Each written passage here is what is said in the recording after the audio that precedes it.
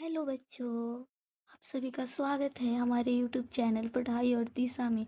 आज की कक्षा में हम हिंदी व्याकरण का एक महत्वपूर्ण विषय संज्ञा सीखेंगे। तो चलिए कक्षा की शुरुआत करते हैं। संज्ञा का परिभाषा हम देखेंगे। संज्ञा किसे कहते हैं? किसी व्यक्ति, वस्तु, स्थान, भाव के नाम को संज्ञा कहते हैं।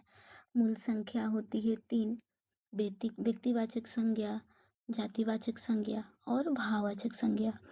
कुल संख्या पांच होती है: व्यक्तिवाचक संज्ञा, जातिवाचक संज्ञा, भाववाचक संज्ञा, द्रव्यवाचक संज्ञा और समूहवाचक संज्ञा।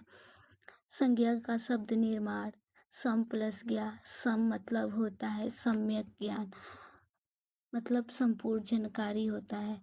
ज्ञान का मतलब जानना। शाब्दिक अर्थ होता है सब नाम। संज्ञा का स्वरूप विकारी होता है।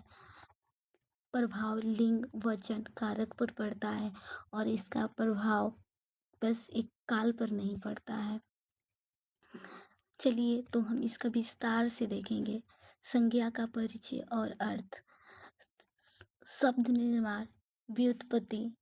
व्युत्पत्ति का मतलब होता है इसका उत्पत्ति कैसे हुआ है।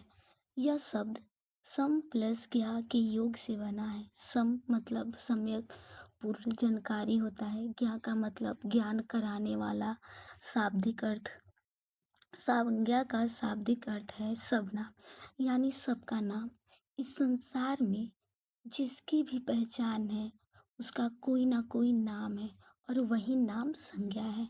जैसे कि आप हैं, आपका नाम विवेक होगा, आपका नाम रूही होगा। तो वैसे ही इस संसार में जितना नाम है, किसी भी चीज का नाम है, वो सब संज्ञा कहलाता है। व्यक्तिवाचक संज्ञा। व्यक्तिवाचक संज्ञा की हम परिभाषा देखेंगे। जिस संज्ञा शब्द के से किसी व्यक्ति, विशेष वस्तु या विशेष स्थान या निश्चित नाम का बोध होता है उसे व्यक्तिवाचक संज्ञा कहते हैं।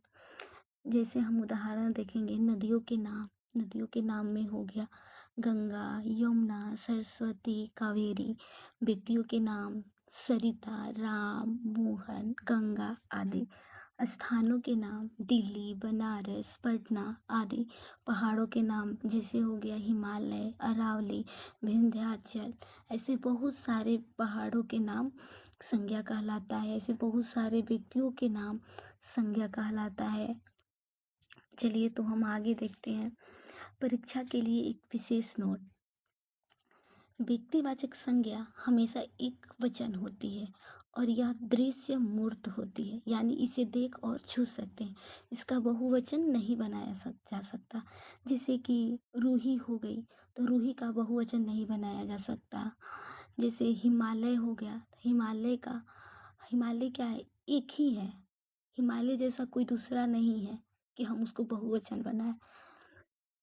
तो वैसे ही व्यक्तिवाचक संज्ञा हमेशा एक वचन की होती है। आप ये इसे याद रखेंगे। अगले पेज पर चलते हैं। जातिवाचक संज्ञा की परिभाषा हम देखेंगे। जिस संज्ञा शब्द से किसी प्राणी, वस्तु या स्थान की संपूर्ण जाति या वर्ग का सामूहिक बोध हो उसे जातिवाचक संज्ञा कहते हैं। जैसे मनुष्यों की जाति लड़का, लड़की, स्त्री, पुरुष आदि। पक्षियों पक्षियों में हम देखेंगे, पशु में देखेंगे घोड़ा, गाय, तोता, शेर, मोर आदि। पद और व्यवसाय जैसे अध्यापक, डॉक्टर, किसान, वकील आदि। प्राकृतिक वस्तुएं में पर्वत, नदी, सागर और पुस्तक आदि। भाववाचक संज्ञा की हम परिभाषा देखेंगे। जिस संज्ञा शब्द से किसी व्यक्ति, वस्तु के गुण, दोष, दशा, अवस्था, व्यवहार या मन के भावों का बोध हो उसे भाववाचक संज्ञा कहते हैं। जैसे गुण, दशा, मिठास, कड़वाहट, सुंदरता, वीरता आदि। दशा में जैसे बुढ़ापा हो गया, जवानी, बचपन, बीमारी आदि। व्यापार और कार्य में देखेंगे चोरी, पढ़ाई, लड़ाई, थकावट आदि। मन के भाव अमूर्त, जैसे हम जिसे छू नहीं सकते हैं, प्रेम, क्रोध, घृणा, ईमानदारी, सत्य आदि। ईमानदारी हम जानते हैं कि हाँ ईमानदारी है, लेकिन हम उसे देख नहीं सकते हैं, बस हम उसे महसूस कर सकते हैं, हम उसे भाववाचक संज्ञा कहते हैं। चलिए हम आगे देखते हैं। परीक्षा के लिए विशेष भाववाचक संज्ञाएं अदृश्य और अमूर्त होती है। इन्हें छू नहीं सकते, केवल महसूस कर सकते हैं। इसका नियम देखेंगे। यदि भाववाचक संज्ञा को बहुवचन में बदला जाए तो वह जातिवाचक बन जाती है। जैसे कि यदि भाववाचक संज्ञा को हम बहुवचन में बदलेंगे तो वो जातिवाचक बन जाती है। चलिए आगे देखते हैं। द्रव्यवाचक संज्ञा और समूहवाचक संज्ञा देखेंगे। द्रव्यवाचक संज्ञा का परिभाषा हम देखेंगे। जिस संज्ञा शब्द से किसी धातु, द्रव्य या पदार्थों का बोध हो, जिन्हें नापा तौला जा सके पर गिना ना जा सके, उसे द्रव्यवाचक संज्ञा कहते हैं। जिसे हम गिन नहीं सकते हैं, जिन्हें नापा तौला जा सके पर गिना ना जा सके, हम उसे नाप तौल सकते हैं लेकिन हम उसे गिन नहीं सकते हैं। जैसे ठोस में हो गया सोना, चांदी, लोहा, कोयला, लकड़ी, ये द्रव्य हो, ये ठोस हो गया। और द्रव्य में जैसे देखेंगे पानी, दूध, तेल, घी, ऑक्सीजन। समूहवाचक संज्ञा हम देखेंगे। जिस संज्ञा शब्द से किसी व्यक्ति या वस्तुओं के संपूर्ण समूह समुदाय का बोध हो, उसे समूहवाचक संज्ञा कहते हैं। व्यक्तियों का समूह, जैसे कक्षा में आप 5 लड़कियां हैं, 6 लड़के हैं, जैसे पूरी कक्षा में 10-20 लड़के हैं, पूरी कक्षा का वो क्या कर रहा है, बोध करा रहा है, तो उसे हम समूहवाचक संज्ञा कहेंगे। सभा, किसी सभा में जब आप जाते हैं तो उसमें 1-2 बच्चे नहीं दिखते हैं, चाहे 1-2 लोग नहीं रहते हैं, 1-2 आदमी नहीं रहते हैं, पूरी बहुत सारे आदमी रहते हैं, तो उसे हम समूहवाचक संज्ञा करेंगे। जैसे सेना है, सेना एक नहीं जाता है, लड़ने के लिए बहुत सारे सेना जाते हैं, तो उसे हम समूहवाचक संज्ञा कहते हैं।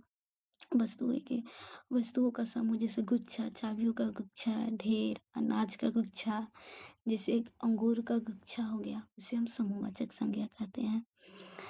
संज्ञा का व्यापारिक प्रभाव। संज्ञा एक भिखारी शब्द है, इसलिए इस पर निम्नलिखित प्रभाव पड़ता है।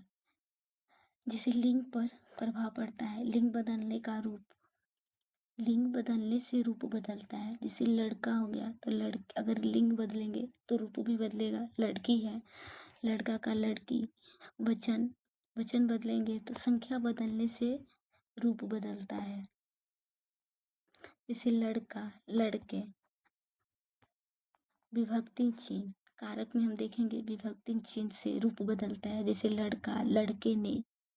काल का प्रभाव क्यों नहीं पड़ता है? काल का प्रभाव क्यों नहीं पड़ता है? तो चलिए हम देखते हैं कि काल का प्रभाव क्यों नहीं पड़ता है।